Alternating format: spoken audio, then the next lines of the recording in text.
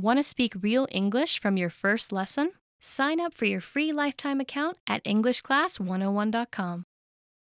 Hi everybody, my name is Alicia, and today I'm going to talk about the difference between for and since. I'm also going to talk about how to use ago. So let's get started. Okay, the first thing I want to talk about is the word for.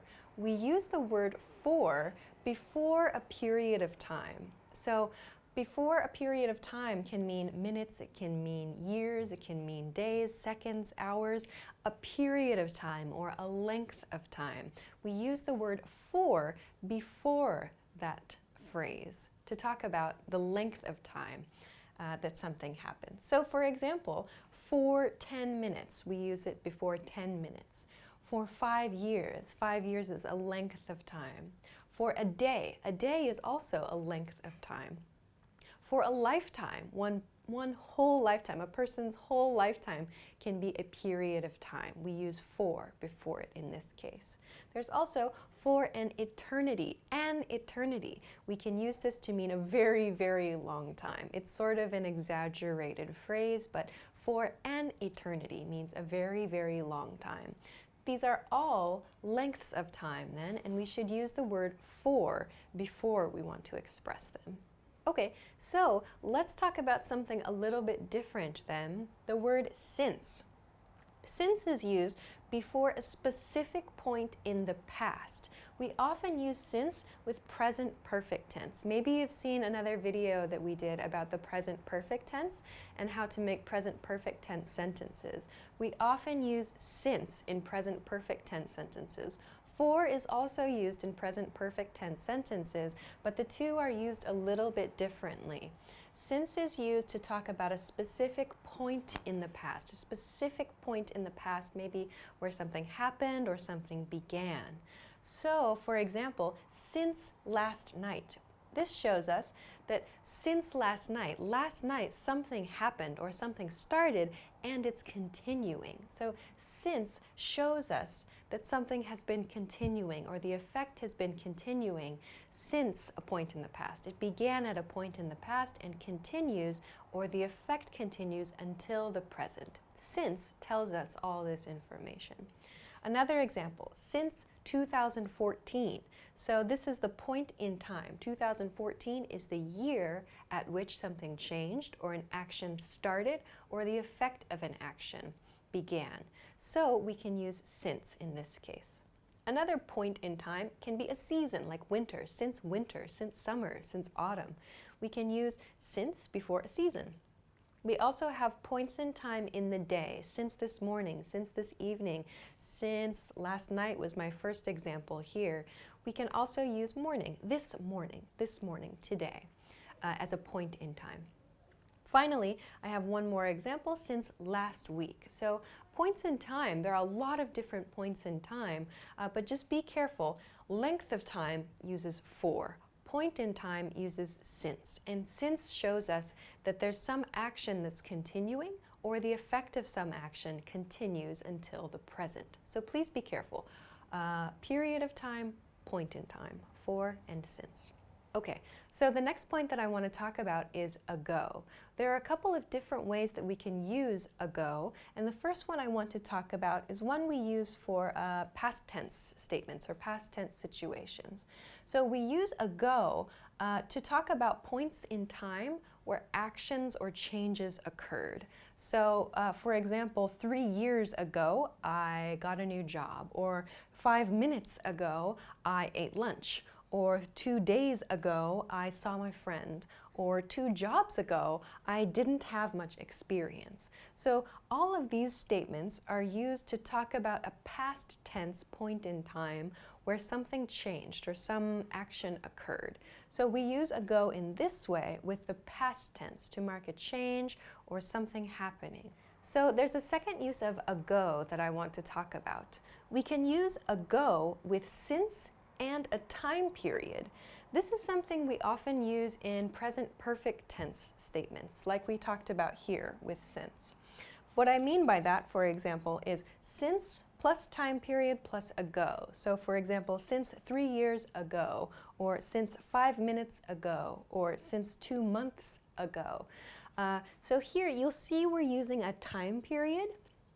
I know I said to use time periods with for, but this can be kind of a useful pattern because if you use the word since on accident, but you want to express a time period instead, you can save yourself by adding ago to the end of it. So if you're working on making a sentence, for example, and you're speaking and you accidentally use the word since, even though you know you want to use a time period, save yourself by attaching ago to the end. So since 3 years ago, something has occurred, something has been continuing. So because since is here, it shows us, like we talked about with since here, the action or some effect of that action is continuing from this point in time. So we can use this pattern as well. Since time period ago. Okay, so this is a lot of information. Let's try to make a few sentences. I've prepared a few example sentences, so let's take a look.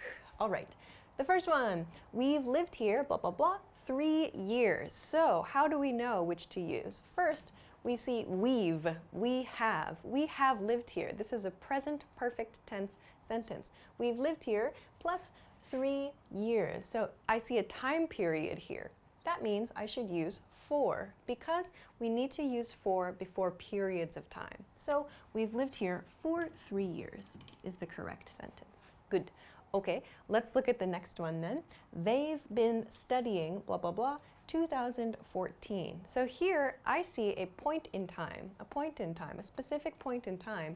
And another really good hint is the grammar here. I see the present perfect progressive or the present perfect continuous tense here. They've, meaning they have, plus been studying. This shows a continuing action. So all of these give me hints about which one I should use. They've been studying since 2014 is the correct answer here. Next one, he left the office 5 minutes something something. Okay, here we see this is a past tense statement. He left. So left is the past tense form of the verb to leave. So we see here a period of time. 5 minutes, yes, but after 5 minutes is our space, meaning we need to use ago. 5 minutes ago. We always use ago after the period of time. Okay, next one. I've been reading this book, blah, blah, blah, last week. So again, we see this been reading, this present perfect continuous tense shows us an action has been continuing. This shows a continuing action or a continuing effect. So we know we should use since. I've been reading this book since last week. So last week, as we talked about here, is our specific point in time. Let's take a look at the next example sentence. It's a little bit tricky, it's a little bit difficult. Here we see the same been waiting, the same present perfect continuous or present perfect progressive tense. This shows us that an action has been continuing, yes, but I've used the word ages here. So ages is sort of a casual expression which means a very long time. That means it's a time period. This is not a specific point in time. Ages is not a specific point in time. It's actually a time period. So we should use for here. You've been waiting here for ages, for a long time is what this sentence means. Okay, last one. They've been dating something something about 2 weeks something something. Okay, so here there are 2 spaces where we can use a word. That should probably give you a good hint that it'll be this since and ago. But let's talk about why. Here, again, we have this continuous form. They've been dating. Dating is the continuous or the progressive form of the verb to date. So we have about plus 2 weeks. So there's a period of time there, yeah? In this case then, we should use since about 2 weeks ago. So 2 weeks ago, they started dating, or they've been dating since about 2 weeks ago. We can use both of these sentences to express the amount of time they have been dating. Okay, so those are a few points about when to use for, since, and ago. We also talked about some grammar points that you can use these words with. If you have any questions about those, check out some of the other videos we've made on this channel, especially about the present perfect tense. They can help give you some more background about those grammar points.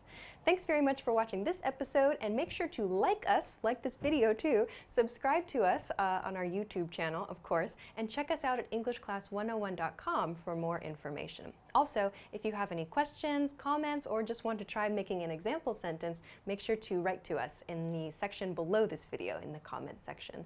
Thanks very much for watching this episode, and we'll see you again soon. Bye! Okay, bye!